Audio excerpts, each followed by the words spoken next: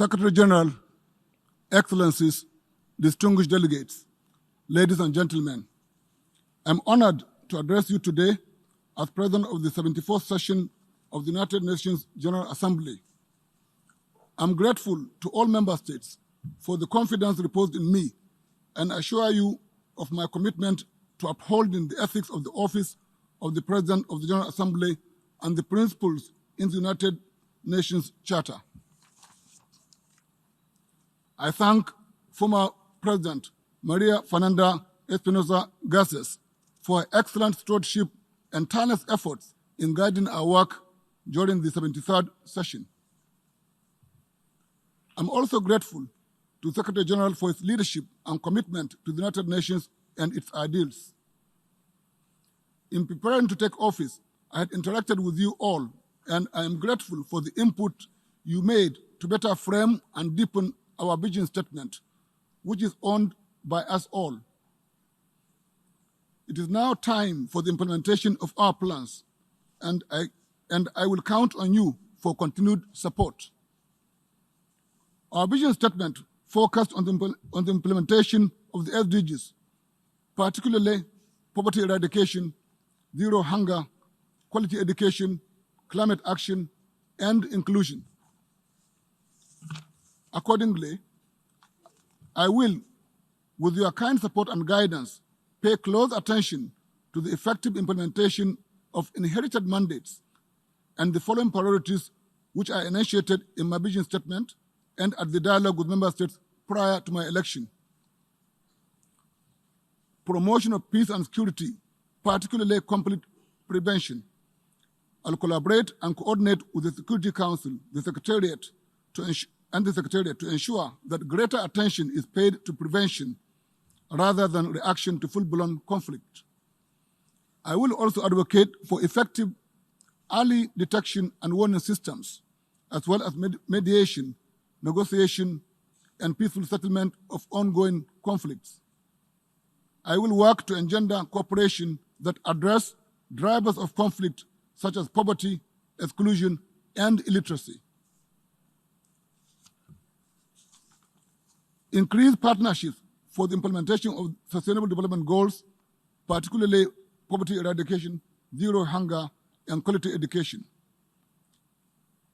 During this session, I urge all member states to share their experiences on poverty eradication, especially on how improved social protection systems can benefit vulnerable people who are most affected by poverty.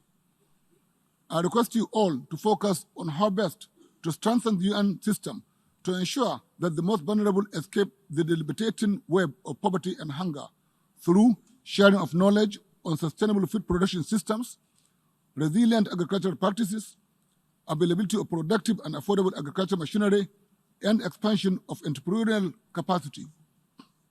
Number 3, quality education is important, and the fact that no nation can develop past its educational capacity, particularly that of its teachers, means we must work to ensure that member states can partner on teacher training, access to free and quality primary and secondary education, among others. In some communities, the need is construction of schools, while in many others, it is safety of students. We must devise means to attend to the educational needs of all. Number 4, climate change remains a key issue in development, and we must tackle its causes and the repercussions. The recent emergencies in the Bahamas, Mozambique, and the Sahel region, among others, remind us of the urgency of strengthening global action, and we must find a way to strengthening that action to tackle climate change. Number 5, accentuating inclusion, particularly starting from our organization, is important. We must continue to ensure that the rights and empowerment of youth, women, and the disabled around the world is prioritized. Without doubt, we need to forge partnerships to accelerate the implementation of the SDGs and diligently work to find innovative ways of improving financial gaps. Excellencies, in 1 week, our heads of state and government will gather in this great hall for the general debate. In parallel, they will also devote attention to the Climate Action Summit, higher-level meeting on universal health coverage, Sustainable Development Goals Summit, the commemoration of the Convention on the Rights of the Child, the high-level dialogue on financing for development, the International Day of the Total Elimination of Nuclear Weapons, and the midterm review of the Samoa Pathway. During that week, they will deliberate on issues that are key to improving the lives of billions of people around the world and pronounce policies to accentuate development. The outcomes of the deliberations during the high-level week will guide our work during the rest of the session.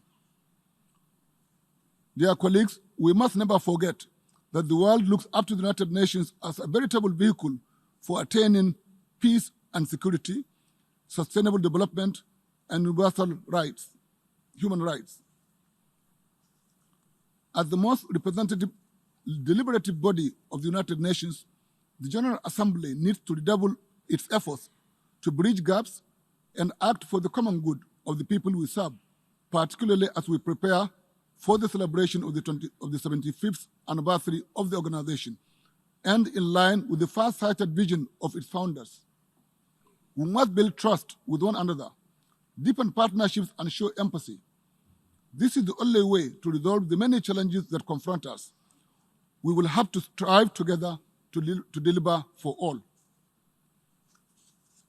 In conclusion, dear colleagues, I wish to reiterate that the Office of the President of the General Assembly for its 74th session will work closely with the President of the Security Council, President of ECOSOC, and the Secretary General to better ensure success in achieving our shared goals. Though I am cognizant of the competing demands that will burden you during this period and beyond, I will continue to knock on your doors and count on your support to make this session a productive, even pleasant one.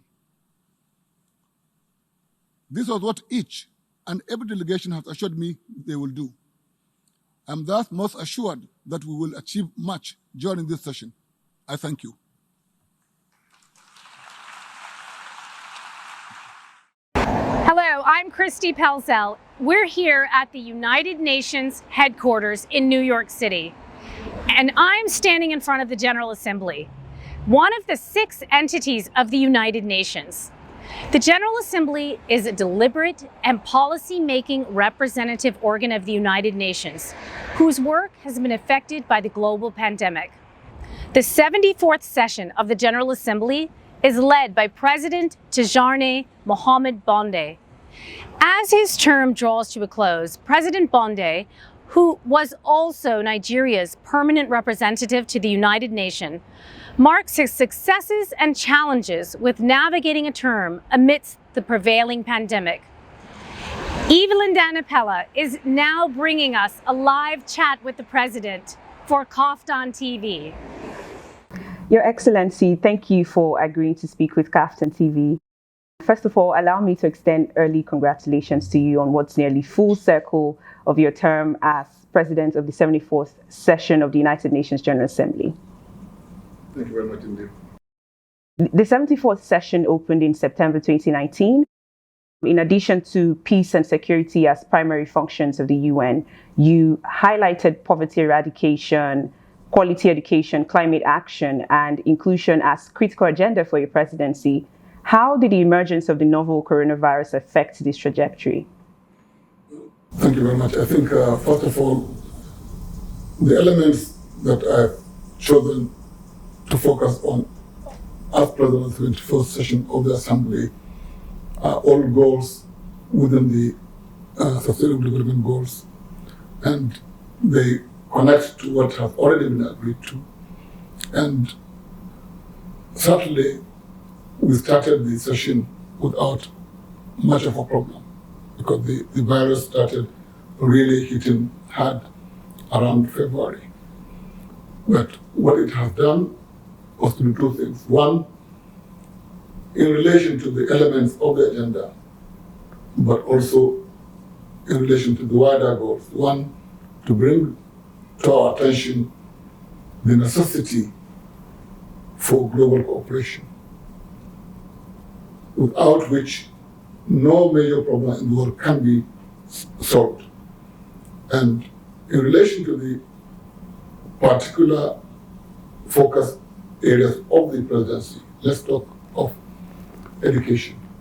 You've seen how even today, in all countries in the world, the debate is whether to open or not to open schools. And while this is going on, it's very clear that while in some parts of the world, you can even have a legitimate debate concerning having online education, in many parts of the world, that is hardly an option, be it for primary education, for secondary, or even for tertiary education. Right. Because of inequality in the world. Now, so coronavirus has, one, made it clear that global cooperation is needed. Two, it has also exposed the inequalities in the world. It has also shown, because of the nature of the virus, the connectedness of all human beings.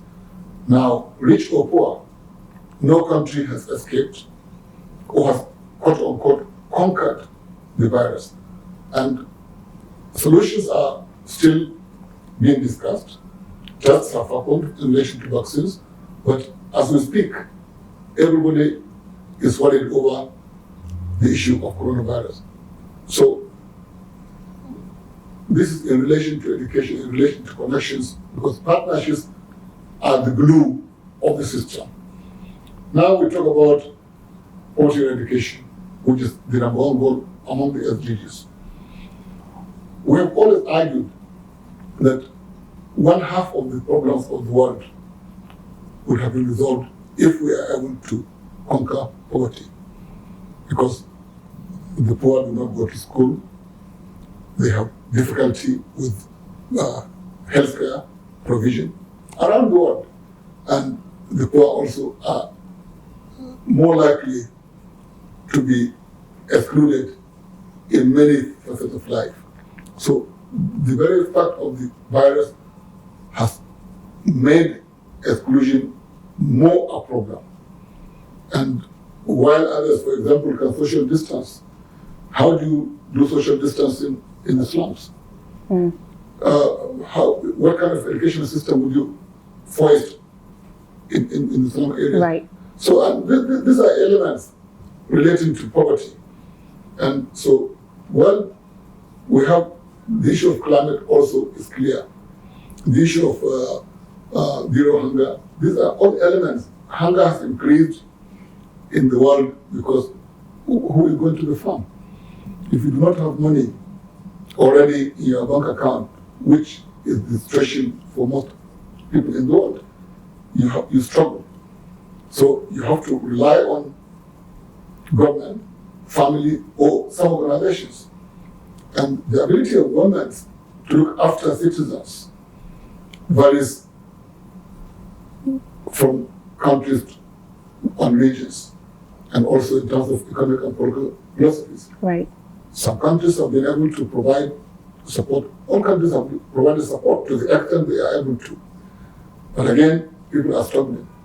So the agenda, as stated of this 71st session, remains extremely active because we have to still negotiate the question of education as a necessary good. Education, we have said, is one resource that can solve most of the issues we are dealing with. And quality education is key. And when we talk of education now, post-COVID, we know from what has happened that technology is important in the provision of education. We know that there are major gaps in education provision around the world, north and south, east and west. We know that the pandemic has differentially affected populations in all countries. The poor have been hit the most. In some countries, the poorer sections happen to also be of different races and ethnicities and minority groups. In some places, it's women. So again, this further brings to the fore the necessity to deal with inclusion, to deal with inequality, to necessarily change the education system post-COVID, because the normal notion today we hear is not just to build back, but obviously to build back better, meaning to build back more resilient systems. Should there be the next pandemic, we should be better prepared to address its fallouts, which is what we are now around. So back to your question, COVID-19 has affected every part of the world. No countries have been immune from it. And all countries must work together to find the way to not only treat, but to cure. And again, because of the fundamental realization now that one is said, any country that is not free, if one country out of 193 or 100 member states is not cleared of the virus, no country is free. And therefore, solidarity is key. Therefore, countries that were struggling even before the pandemic need attention, because while in 2015 we committed to Addis Ababa Action Agenda, we committed to climate action, we committed to the totality of the SDGs. Financing has been a major gap. Now financing is even more critical. And so, again, the agenda has become even more relevant. Right. And we have succeeded in still raising the issues of education, raising the issues of inclusion. In many facets of life, exclusion is the experience of a lot of people. So this is the issue. Thank you very much, Your Excellency. You have spoken extensively on how education is at the center of it all. Quality education and the challenges brought about by COVID-19 has shown that there's great chasm between the challenges faced by underdeveloped, developing, and developed nations. Would you say that the UN is targeting the most vulnerable of these countries in the low to middle income earning countries, or how is the response being prioritized? The United Nations, and especially from the SDGs, has committed to leaving no one behind. This is an ethical principle. And within the element of the ethical principle expounded in the notion of leaving no one behind is the idea also of reaching the farthest left behind first. And this is whether the United Nations has succeeded in doing this to the extent it has, this is the effort that we reach those farthest behind. And whether the UN is giving advice to countries, the United Nations is not a government. It coordinates efforts. It also helps to set norms. It set the norm that, well, remember not just yourself, but first remember those who are left farthest behind. So the United Nations, obviously, when it gives support, which it's able to through appeals, make this as a principal element. And this is as it should be. So the United Nations has taken the view of looking after those who are the most vulnerable. The whole idea is that in each system you interact with, or subsystem, you do an assessment because you have officers on the ground who are really the most vulnerable. In some places, it may be this group, in some other places, maybe a different group. Whatever the subset of the vulnerable, you target those first. Right. You were Nigeria's permanent representative to the United Nations. Recently, there's been information about the United States Special Operations Command Africa claiming that ISIS and Al-Qaeda are expanding operations to other parts of West Africa. This is exacerbating concerns, particularly in Nigeria's fight against terror groups. Have there been any deliberations on these, and what are the peacekeeping efforts for Nigeria's northern region in particular? Well, I think you raise very important questions. Some of them are not so connected in the way you are looking at them. I think let's go phase by phase. Terrorism is a global challenge, and I want to know which country is immune from it. In some countries, terrorism springs from some activity. In other places, maybe from a different kind of activity. But the United Nations, as the United Nations, take the view that this is a global challenge. And terrorism of the type you speak of is not confined to borders.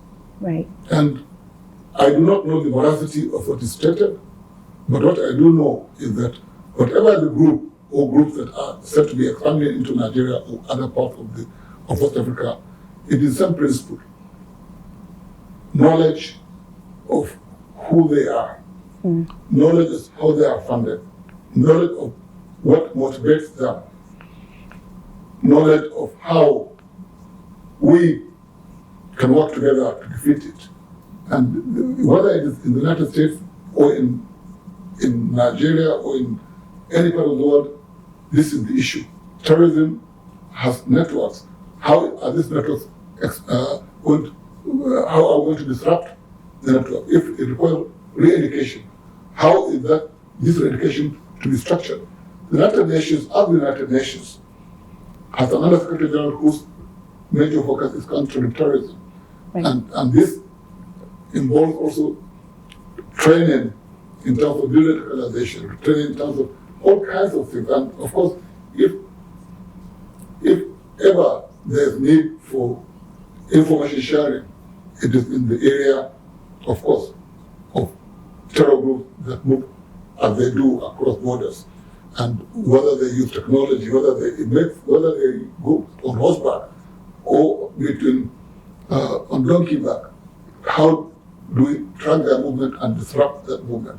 Is it in cyberspace that this recruiting, if it's recruiting? So this is a big issue, and the health and well-being of individual human beings around the world is connected to how well we are able to share information and ideas. In the case of Nigeria, obviously, in parts of Nigeria, Boko Haram have been known as a group spreading from within the country. Because of pressure, obviously, we are dealing with an area where there are borders, and it's a West Africa thing. Obviously, it's not surprising if they want to link up with some other groups, but I do not know the veracity or the extent of the movement that is being claimed. But even if it happens, it is the same approach. Somebody said, this is happening, let us find out if it is happening. And then let us use the best resources available, including resources from friends and partners. But of course, majorly, you deal with the issue as you can within your borders. But of course, it is not something around this, whether it's Al-Qaeda or whatever group that is moving, the issue is simply collaboration. Yes. I think we can all agree on how important it is that we're all collaborating at this time. What kinds of collaborations have there been among member states, particularly in the 74th session? Collaboration has been key. I mean, that the United Nations has been open, despite the pandemic, in having new ways of working, because the United Nations must work. So we have had appeals from the United Nations in relation to supporting countries to deal with COVID-19 in terms of giving information, in terms of giving resources around the world, and also in terms of a commitment that should there be vaccines, these vaccines will be available to all who need it, regardless of the circumstance. This is key, because if it is simply going to be a principle of those who have the money only are looked after, then that is a problem. And so, while we are talking about vaccines, there are efforts to guarantee that, one, that we have safe vaccines, two, that the ethical principle at the center of the United Nations remain valid during this period and beyond. And that's key. Thank you. You mentioned that the United Nations has remained open during this time. Can we expect that the 75th session would convene virtually? The 75th session will convene in a hybrid session pattern. Travel is too restricted, and movement of heads of state and government is not movement like mine and yours, sorry to say, but that is the truth. And you don't bring heads of state and government where there are doubts as to how many people will be allowed in a room, whether people need to be self-quarantined. You can't self-quarantine head of state for 2 years, or for 2 months, or 2 weeks, whatever it is. So the issue is simply, those who are able to come are free to come. But there are restrictions that we must respect. But it will be a hybrid session. It will be, some will be inside, some will be participating from distances away. All right. Would you share some of your plans which, would succeed your term as under president? Well, I think every president will be happy to have his successor do well and have a seamless transition, because we are working for the same organization. And we are focused on trying to have a good transition. Our goals are not different from the goals of the incoming president. Initially, his focus was to deal also like we did with SDGs, because I think for the United Nations, the focus is really to have this minimum attainments by all countries. Now, there is a special attention to COVID, because post-COVID, we do need to rebuild. And if we are able to achieve that, many of the elements will also have been addressed through dealing with COVID. Like we said, the fallout, we have just, in the earlier conversation, and in the conversation we had seen how post-COVID education has to continue to be important. Yeah. How climate has to be important, how inclusion has to be important. So the fallout are what he is addressing in the 75th Assembly. Right. I mean, we've talked about your work and how you're balancing things at the United Nations General Assembly. How have you also balanced work and family life? Well, everyone does the same. You have responsibilities, and you carry the responsibilities as you can. There are obviously it's not easy to do this during a pandemic or any time, but it's not new. Yeah. Everyone has to do the balancing act, and it is the way of the world that we have to work for the public, and we have to do this. Thank you very much, Your Excellency. If you had to describe your term in one word, how would you describe your term? Oh, it's difficult for me to describe my term, but it has been a very fruitful year. The challenge came, but the issue is not the challenge. The challenge is to navigate the challenge and continue to do work for the people. I think that whether a pandemic or not, this is the only thing you can do. Thank you so much, Your Excellency. We thoroughly appreciate your time that you spent with us today. Thank you very much indeed for having me.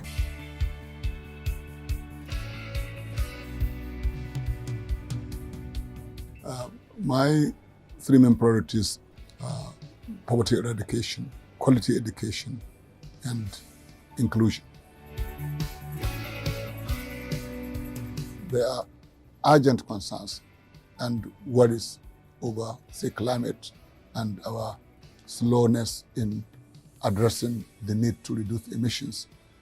When we quibble over some of the things while things are deepening, I think these are the things we remind others. And then in terms of the whole notion that as representatives of member states, we should show respect to others because they are here because they are also members and they have a voice, they have things to say, which we must listen to.